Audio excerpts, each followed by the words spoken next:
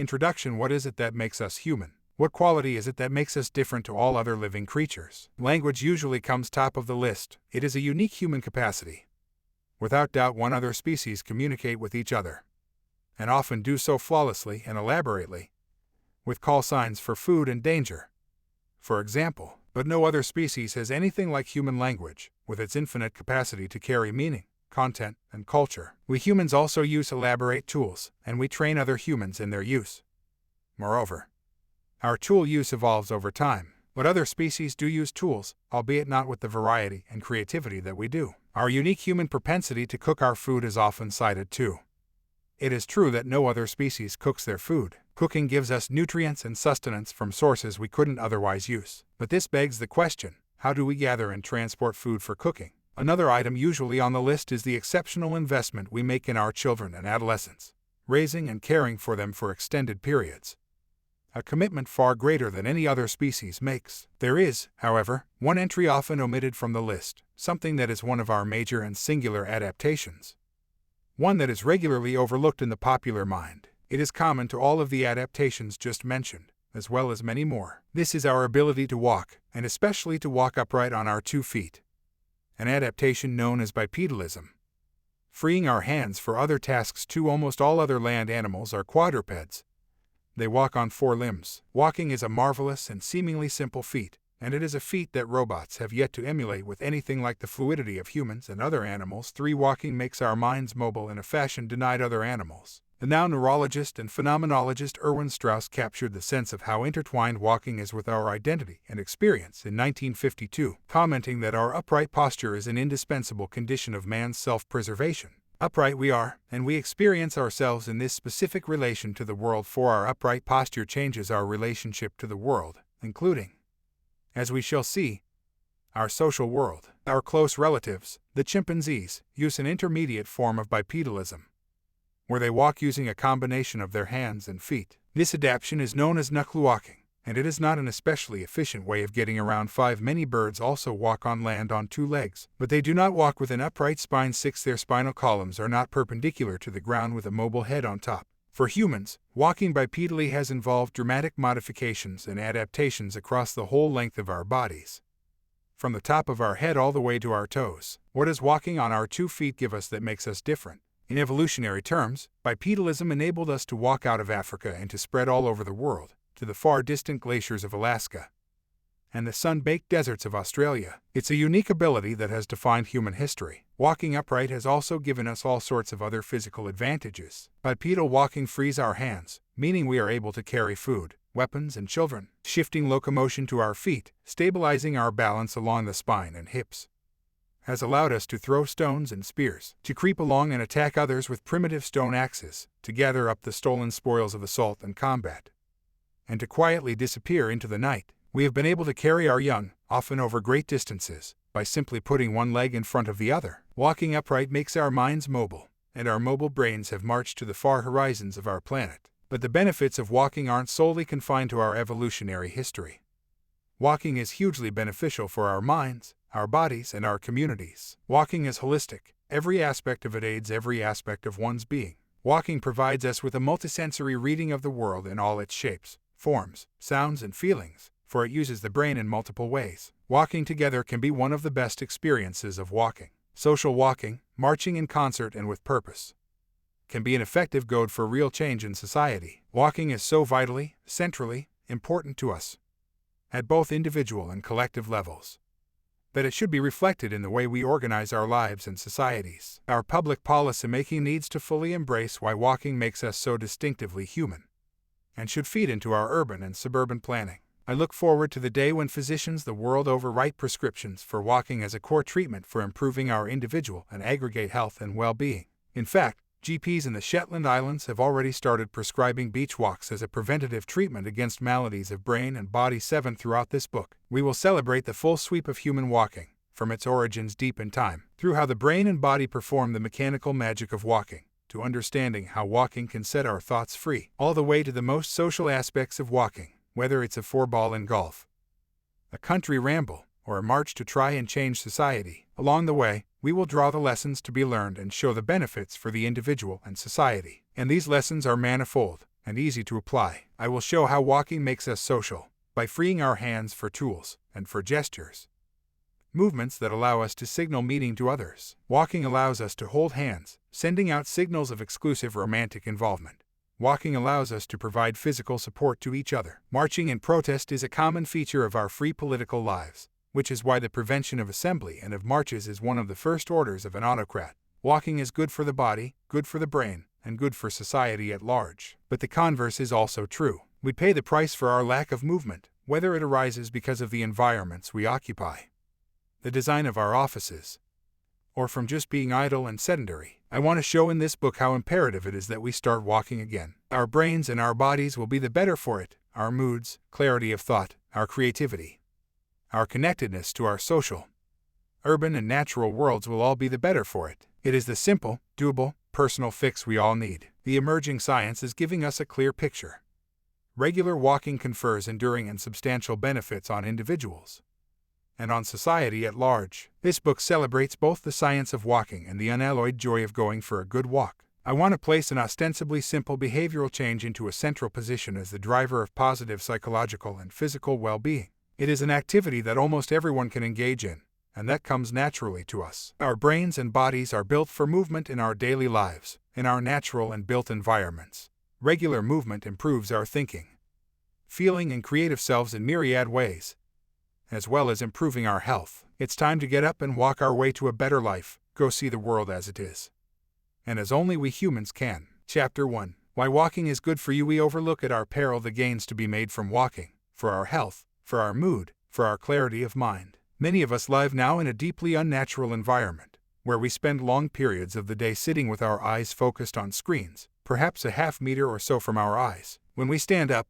and then walk around and move about, our posture changes, with our torso and spinal column shifting to a single vertical axis from our head down through our back, and, through our legs and feet, contacting the ground. By contrast, when we sit, the weight of our body trunk is largely concentrated on the lower back, and in particular, on the coccyx, that little collection of bones that comprises our vestigial human tail. The coccyx anchors a remarkable lattice of tendon and muscles extending across the spine and down the upper legs, in particular, the gluteus muscles of the upper thighs, which are vital for walking. Little wonder that lower back pain is one of the most common ailments in the developed world. How silly, then, that the remedy, to regularly get up out of your seat and walk about, is so little understood or practiced. Long periods of immobility also cause changes in muscle. Fatty deposits build up in leg muscle, and, as we age, we lose muscle mass in part because of our immobility. There are many other changes too. Our blood pressure changes, as does our metabolic rate. But when we stand up, things suddenly change in brain and body. We become cognitively mobile. Our minds are in movement, our heads swivel, our eyes dart about. Our brain activity changes when we move about, with electrical brain rhythms that were previously quiescent now engaged and active. We become more alert, our breathing changes, and our brains and bodies are readied for action. The French philosopher Jean-Jacques Rousseau commented that I can only meditate when I am walking. When I stop, I cease to think. My mind only works with my legs too. Here's a walking memory of mine. I'm at a student conference in Belfast during the dreary and seemingly never-ending 1980s. I take a long walk up the Malone Road, past Queen's University into the center of town. I pass through the numerous security cordons. Young soldiers with serious weapons are patrolling the city, looking in shopping bags for bombs and guns, talking nervously to each other in English accents. There's plenty of tension in the air. The loyalist politician Ian Paisley's campaigning against the Anglo-Irish Agreement is a constant backdrop, as are the terrible atrocities, the many bombings and murders. The city is alive, though. The city is hard to kill. When I cast my mind back over this walk on my first visit to Belfast, I remember that I walked past the much-bombed Europa Hotel. I then walked east toward Botanic Avenue, and then took a long loop back around the streets and roads to the rear of the Europa Hotel. Why this route? Just because I could. That's what being on foot does for you. It's early Saturday afternoon, the weather is gray, and there's a hint of rain in the air. Wandering about, I accidentally find myself walking on Sandy Row,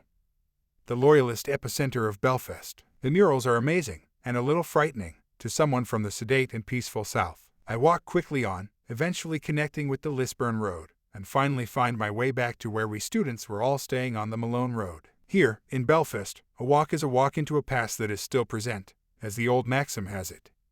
The past hasn't even passed. Wrapped up in this little personal journey are many of the elements of the hidden story of walking: mental time travel to recall details, reminiscences about a walk, orientation and successful navigation through an alien urban environment, the little frisson of fear that still comes to me when I remember the security cordons and the murals. We now know that the brain systems relating to all of these functions are in constant communication and support each other's functioning. And, crucially, these brain systems are not perfect. My memory has tricked me a little. It has simplified the route and left out significant details. I remember Botanic Avenue as being almost opposite the Europa Hotel. It's not, as a look at a map tells me. Botanic Avenue is at an acute angle that runs onto Great Victoria Street, which is actually where the Europa Hotel is. And, weirdly, I have excised most of the detail about the relative location of Sandy Row and the Europa Hotel. I remember Sandy Row is more or less directly behind the Europa. It's not. Sandy Row is further south than that. I am left to imperfectly recall the gists of locations, places, things. I do not possess a faithful video recording somewhere in my brain of the route I took all those years ago. This is the key point underlying our episodic and event memories.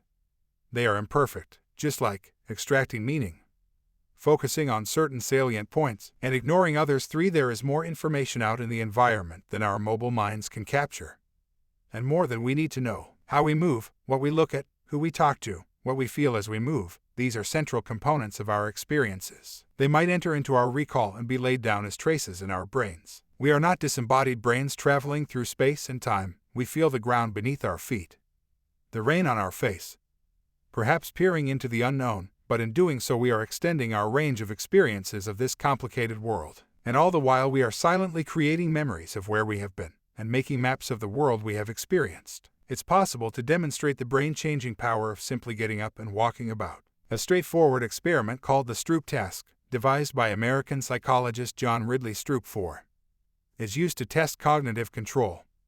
In other words, the ease or otherwise with which you can direct and control your attention and thinking. The Stroop Task is a color and word identification task with a twist. Participants are presented with lists of color names. These are printed either in the same color or in another color. Participants are asked to, as quickly as they can, name the color of the printed word. Typically, when the printed word and the color it names are congruent, response times are rapid and accurate. By contrast, when the printed word and the color it names are incongruent, response times are much slower. Often, Stroop Task performance is impaired under dual tasking conditions. For example, a participant might be asked to engage in the color naming, while simultaneously monitoring sentences played through earphones, and listening out for a particular word or phrase which they must identify by pressing a button. The Stroop effect is very reliable and easy to detect. It is often explained as requiring the paying of selective attention to certain aspects of the visual stimulus, while actively suppressing attention to other aspects of the visual stimulus, and then selecting and making the appropriate response. But what happens if you add movement into the mix? The experimental psychologist David Rosenbaum and his colleagues at Tel Aviv University wondered if merely standing up might have an effect on Stroop performance. 5. They found, over a series of 3 experiments, that when a participant is standing up, the Stroop effect for incongruent stimuli, where performance should be slower, is, in fact, faster than is normal compared to when they are seated. It is as if the mere act of standing mobilizes cognitive and neural resources that would otherwise remain quiescent. Moreover, recent studies show that walking increases blood flow through the brain, and does so in a way that offsets the effects of sitting around 6 regularly. Interrupting prolonged bouts of immobility through the simple act of standing up changes the state of the brain by calling on greater neurocognitive resources, constituting a call to action as well as a call to cognition, as well as improved cognitive control. It's clear that walking confers many other benefits. We all know that it is good for our heart, but walking is also beneficial for the rest of our body. Walking helps protect and repair organs that have been subject to stresses and strains. It is good for the gut, assisting the passage of food through the intestines. 7. Regular walking also acts as a brake on the aging of our brains, and can, in an important sense, reverse it. Recent experiments asked elderly adults to participate in thrice weekly and relatively undemanding walking groups aid in the regular walking group. Over the course of a year, the normal aging of the brain areas providing the scaffolding for learning and memory is somewhat reversed in the walkers. By perhaps about 2 years or so, an increase in the volume of these brain areas was also found. This is quite remarkable in itself, suggesting that the act of regular walking mobilizes plastic changes in the very structure of the brain, strengthening it in ways similar to how muscles are strengthened when worked. One way of interpreting the literature on aging and walking is straightforward: you don't get old until you stop walking. And you don't stop walking because you're old. Lots of regular walking, especially if conducted at a high tempo, with an appropriate rhythm, forestalls many of the bad things that come with aging. Walking is also associated with improved creativity, improved mood, and the general sharpening of our thinking. Periods of aerobic exercise after learning can actually enhance and improve recall of the previously learned material. Reliable, regular, aerobic exercise can actually produce new cells in the hippocampus, the part of the brain that supports learning and memory. Regular exercise also stimulates the production of an important molecule that assists in brain plasticity. Point 9. The phrase movement is medicine is correct.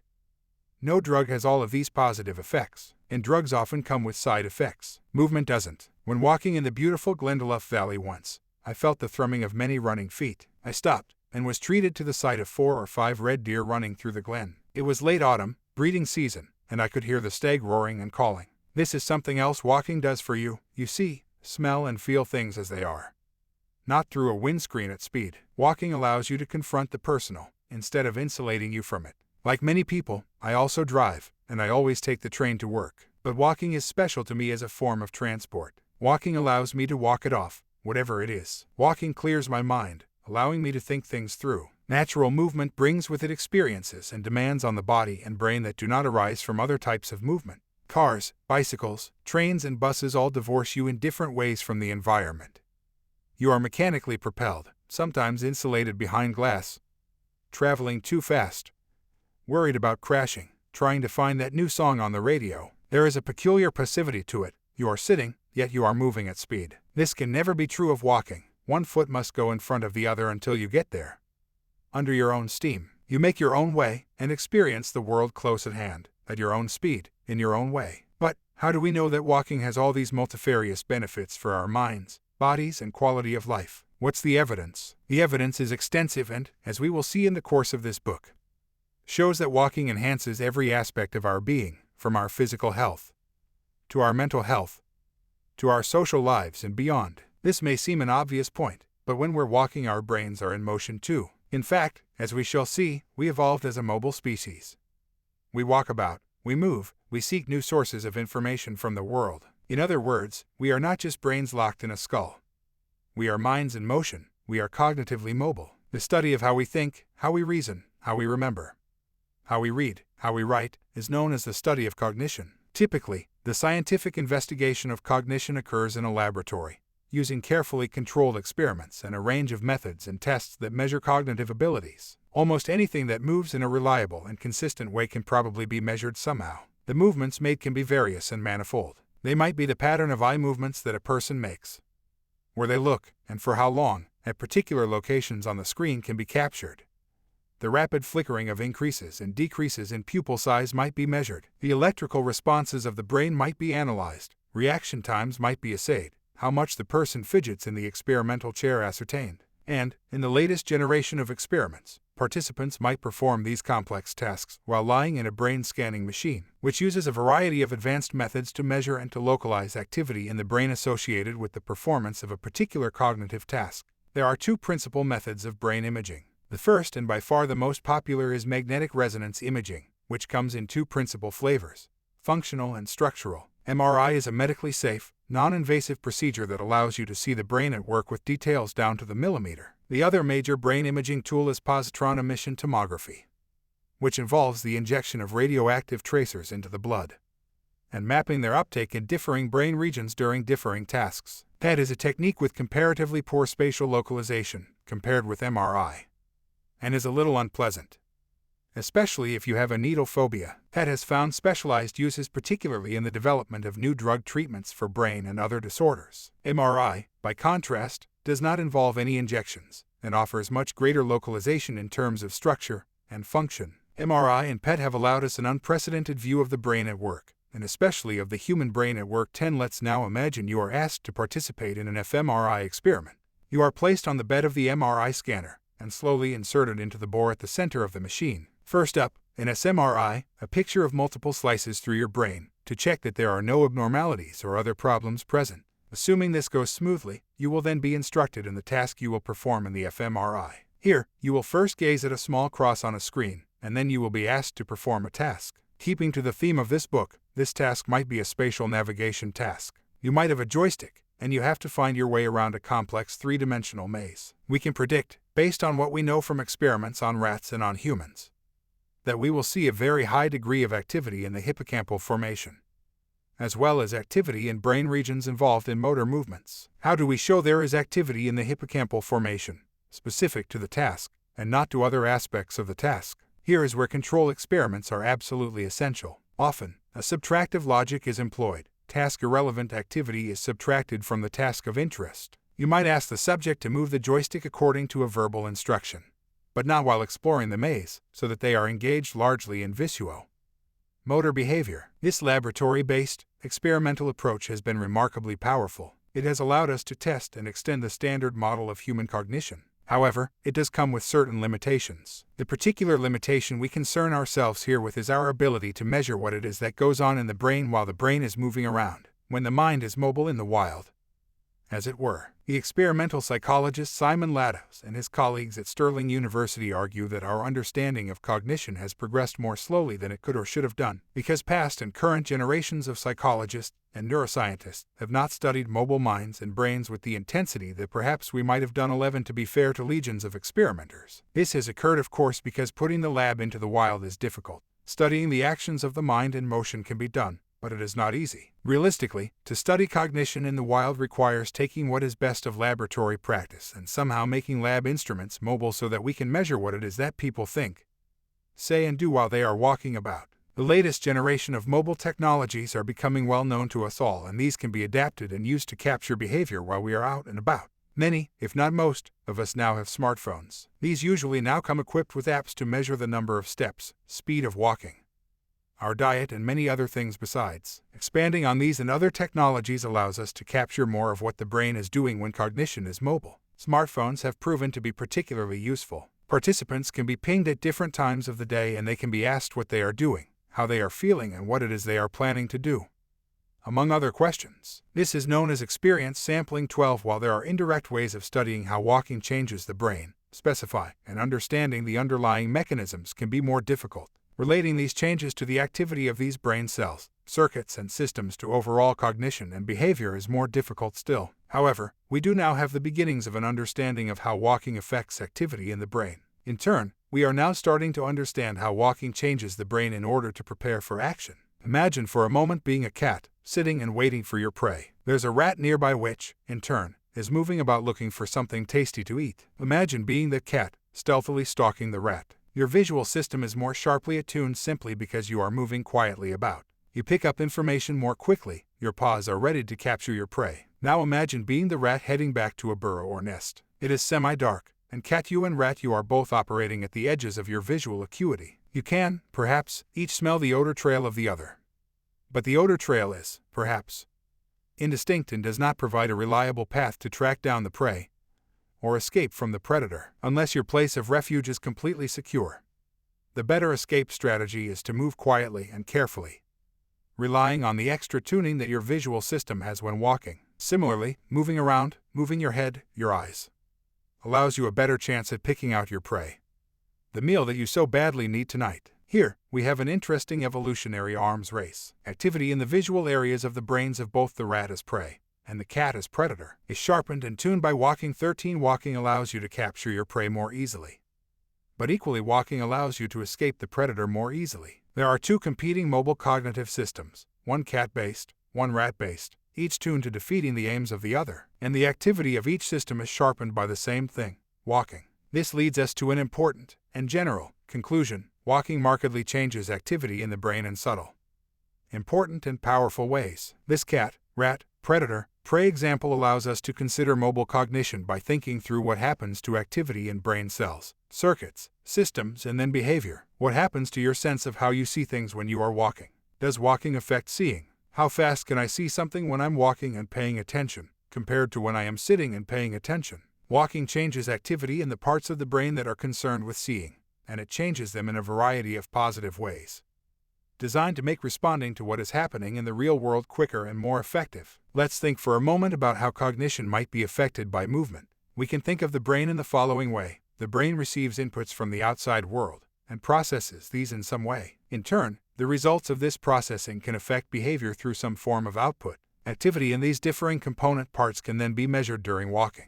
And the picture that emerges is that walking measurably changes brain activity for the better. Hearing, sight, and reaction times all improve during active movement. Of course, we're not simply layabouts, and our mobility presents particular problems for data collection. As we shall see, conducting experiments with mobile rats and mice is now relatively straightforward. Experiments in mobile humans, however, require somewhat more ingenuity. The Via Alpina, or Alpine Way, courses over 8 countries and consists of 5 lengthy interlocking trails. These trails amount to about 5,000 kilometers. The Via Alpina trails are truly ancient in origin, and occasionally, archaeological finds on the trails tell interesting and disturbing stories of their past. In one such case from 1991, a 5,000-year-old mummy of a middle-aged male was discovered on what is now the Austrian-Italian border. He was given the name of Otzi the Iceman. 14. Poor Otzi had come to an unpleasant ending. X-rays of his body showed that he had been struck in the left shoulder by a deeply embedded flint arrowhead, and had then been hit hard on the head. His arms show some defensive wounds. It's not entirely clear which wound killed Otzi. Neither the arrowhead nor the strike to his head are likely to have resulted in instantaneous death.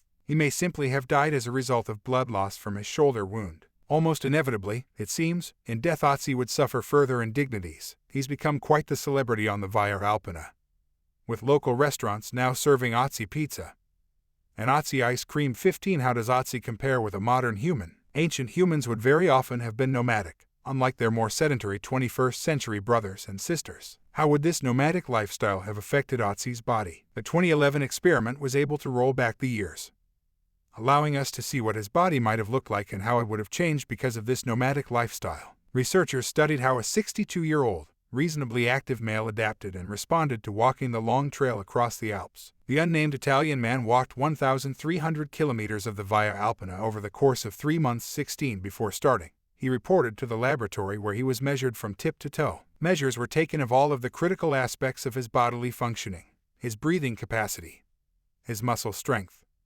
how lean his body was, the various components of his blood, and a whole variety of other measures. He was then equipped with a mobile physiological laboratory that he carried with him. This laboratory in miniature consisted of instruments in a rucksack, along with tools to allow him to repeatedly take and measure his own blood chemistry. The portable devices allowed the researchers to develop a picture of our modern Otzi's ongoing adaptation to his prolonged mountainous trek. And the good news here is that it is never too late for anyone to start walking, even over long distances. Despite being reasonably fit, our modern-day Otzi had never taken a journey on foot of this length and duration before. Yet the measurements showed that his body adapted quickly and easily to the rigors of the journey, including overcoming the effects of mild oxygen starvation at altitude. The Via Alpina varies between 0 and 3,000 meters above sea level. Altitude sickness usually happens above 1,500 meters, where oxygen levels drop to 84% of the oxygen available at sea level. By 3,000 meters, oxygen levels dropped to 71% of the oxygen available at sea level. There were positive changes in virtually every single measured area of his functioning. His body mass index, often used to determine obesity, declined by about 10%. On the other hand, his percentage of measured body fat fell dramatically, by about a quarter in total. As a result of the continued exercise of the journey. Need to lose weight? Don't go to the gym, go for a really long walk, and do it in nature, over a period of days to weeks. It will be far more beneficial to you. Overall, our modern-day Otzi walked just over 1,300 kilometers in 68 days. About 19 kilometers a day, although there was considerable variation in the amount he walked each day. On some days he only managed about 5 or 6 kilometers, whilst on other days he clocked up to 41 kilometers. This variation, of course, reflects the difficulty of the underlying alpine terrain. 5 kilometers walked while ascending perhaps 2,000 meters over a rocky mountainside trail is a considerable achievement indeed, whereas walking 40 kilometers on a gentle, well-maintained, downward trail over a 7 or 8 hour period is perhaps, relatively speaking, not such an onerous walk. The length our modern Otzi walked is comparable to other endurance walks that other humans have engaged in. It's this ability to walk substantial distances over difficult terrain in relatively short periods of time, by making steady, reliable, daily progress that was key to our species' long journey out of Africa.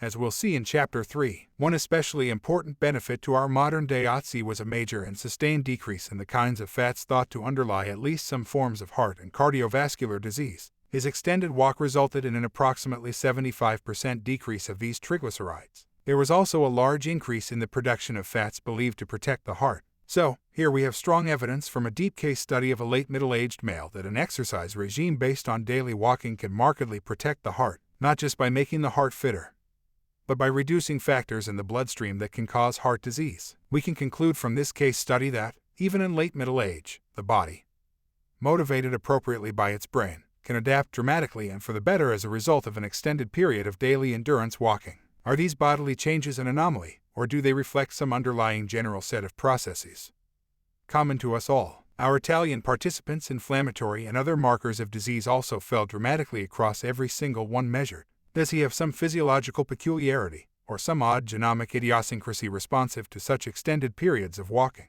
Testing very remote, unconnected human populations is one way to rule out such concerns. A study conducted in Bolivian Amazonian hunter-gatherers suggests that they too are similar to our modern-day Otzi. The evolutionary anthropologist Hillard Kaplan and colleagues from the University of New Mexico conducted a study on 705 members of the Tsimane who live in the Amazonian jungle. 17 These are hunter-gatherers who live principally on a diet of fish, wild game and high-fiber carbohydrates. They have a very low dietary intake of low-density lipoprotein, or LDL. Smoking is vanishingly rare among the Tsimane. The Tsimane are very active during the course of the day, occupied by farming, hunting, food preparation, household chores, and parenting.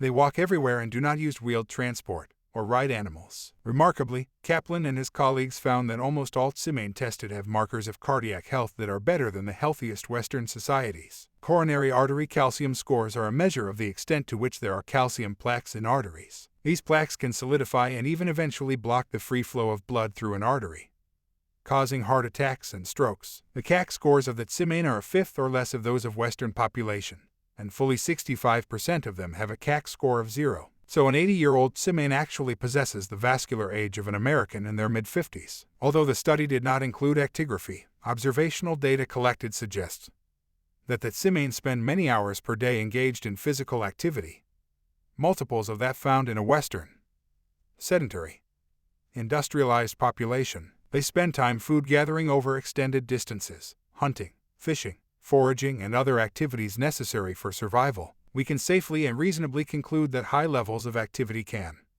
along with dietary changes, markedly help protect the heart against factors that promote heart disease. Moreover, these factors can be reversed both by activity and inactivity. Modern-day Otzi shows that these malign changes can be reversed quickly, by walking, and walking lots, whereas a sedentary lifestyle worsens them. Sadly, no records were taken of our modern-day Otzi's mood. I am willing to bet, though, that we would see two differing components of his mood. His moment-to-moment mood would have reflected the ongoing challenges of such a walk: being wet, too hot, too cold, or hungry and thirsty.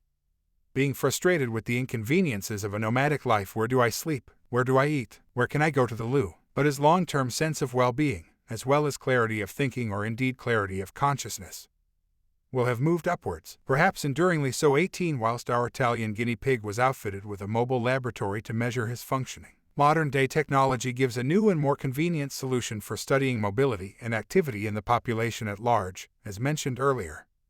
The smartphone. Smartphone apps can passively track our walking steps and walking routes. We can log our age, weight, track our heart rate, and even our blood oxygen levels. We can measure our relative activity levels in ways that were unimaginable a decade ago. I always try to keep track of the number of steps I take every day, using my smartphone. I have a target that I attempt to hit as a minimum per day, though I'll often try to exceed it. Why do I use a smartphone? The simplest reason is that it is impossible, without smartphone or other pedometer data, to actually track your walking steps reliably and consistently. It is difficult to remember how much walking you do from one day to the next, and it is next to impossible to know your average walking speed from hour to hour and day to day accurately without some form of pedometer. Having the data to hand allows you to calibrate how much you actually walk against what you think you walk. There is no way to gild the lily on this. Self-reporting is subject to all sorts of individual failures and problems. 19 We are reasonably good at providing relatively accurate statements about how we are currently feeling, but reporting on how we felt 72 hours ago is a different matter entirely. Capturing walking data reliably and consistently allows you to have a really fine-grained picture of how much walking you do, and when you do it, over the course of a day. A smartphone really can be your personal, individual lab in your pocket. Smartphone penetration has increased dramatically in all societies and across all income groups, in both the developed and developing worlds. This almost total smartphone penetration now allows the capture of both individual-level walking data and country-level walking data with high precision over long periods of time. This is perfectly illustrated by the size of data sets now available. For example, computer scientist Tim Althoff and colleagues at Stanford University created a data set consisting of 68 million walking days captured from 111 countries, involving 717,527 people, aged from their mid-teens to their mid-70s. This is what the phrase big data actually means. A vast lake of data, made of up almost uncountable drops of data gathered from hundreds of thousands of people. After performing a variety of data checks and data cleanups, they ended up with a final data set comprising 66 million walking days from 46 countries, involving 693,806 people. They were also able to capture age, body mass index, and gender, and went on to use this data set to build up a picture, at the country level, of patterns of activity regarding human walking. Additionally, they were able to use another data set from the US, which analyzes, across a variety of measures, the walkability of 69 U.S. cities from across the whole of the U.S. Importantly, as we will see in Chapter 5, some of these cities are from the same geographic locale, are similarly affluent, and have similar demographics, but show great differences in levels of walking, depending on the walkability of the city. They found huge variations within and between countries for the number of steps taken by individuals in each country. The best predictor of obesity, as measured by body mass index, is not the absolute number of steps taken by individuals within any country, but rather the inequality in the number of steps taken within a country between males and females. All sorts of interesting details came out of this study. For example, males walk more than females at all ages, from the mid-teenage years through to the 70s. On the other hand, females on average have lower BMIs than males. BMI, however, increases on average for lower activity levels. The average person in their analysis took 4,961 steps per day. There was also considerable country-to-country variation. In Japan, for example, the average number of steps taken per day was 5,846, whereas in Saudi Arabia, this figure was 3,103. The gender gap in steps walked was apparent across all countries tested, and in large part this gender gap gave rise to a substantial fraction of the observed differences in BMI. What use do I make of my own personal, pocket-dwelling, laboratory? My smartphone walking app is a go-to action, no doubt about it. The step counter is my guilty conscience. I always want to hit at least 9,500 steps per day, which my phone records. But I prefer getting above 12,000 steps per day and am really happy with more than 14,000 steps per day. I now tend to make the 9,500 step target almost every day in each month, and hit 12,000 steps about 18 days per month, and 14,500 steps about 10 days per month. There is no way that I could remember with any consistency or accuracy the number of steps I take per day without using pedometer data from my smartphone. My self-report data would be utterly unreliable, and this is fine. We should offload these dull tasks to pocket-held robots. Why have I chosen these step targets? Well, in part because the smartphone app that I use allows me to measure my own performance against those of the population of people using the app more generally, knowing how important activity is for health. I think it reasonable in my own case to ensure that I am at least consistently in the top 20% of the population that use my particular smartphone and its native app. Is this a reasonable target? Well, without knowing the population-level data that Althoff and colleagues have captured, I might be subject to peculiar biases captured just by my smartphone app. It appears not, and it appears further that my own step targets are reasonable. Beyond health, walking brings many other benefits for brain, body, and behavior, which we'll go on to explore throughout this book. We'll also discuss the many poets and writers who have written eloquently on the wonders of walking as a spur to mood, creativity, and thinking. Writers are amongst the best at recognizing walking's essential and intrinsic virtues and rewards. The poet I return to, time and again, is T.S. Eliot. I find Eliot's poetry has a cadence and rhythm that are remarkable, especially if read aloud. His great modernist poem, The Love Song of J. Alfred Prufrock, is a journey on foot, and a journey through states of mind. It is a poem set to the rhythm of a long urban walk, undertaken uncertainly as evening falls. The opening lines are an invitation to walk the city. Let us go then, you and I, when the evening is spread out against the sky like a patient etherized upon a table. Let us go through certain half-deserted streets, the muttering retreats of restless nights and one-night cheap hotels and sawdust restaurants with oyster shells. Eliot extends an invitation to an unspeaking An unseen other to walk with him in the late evening, to explore on foot the low areas of the city. The journey on foot is essential to the cadences of the poem. Eliot does not ask the unseen other to cycle with him, to take a cab with him, to travel in the train with him. It is an invitation to walk. Walking promises types of experience denied other forms of transport. No matter how attractive they might be, there will be the sights, conversations, the sounds of others, the smells of the lonely, window-ledge pipe smokers who will be seen at dusk through narrow streets. The feeling is one of Eliot having a conversation with himself whilst walking. There is a blurring of interior and exterior worlds, while Eliot, as Prufrock, walks uncertainly along. The poem is a notable, though oblique, tribute to walking and wandering in the urban and social worlds.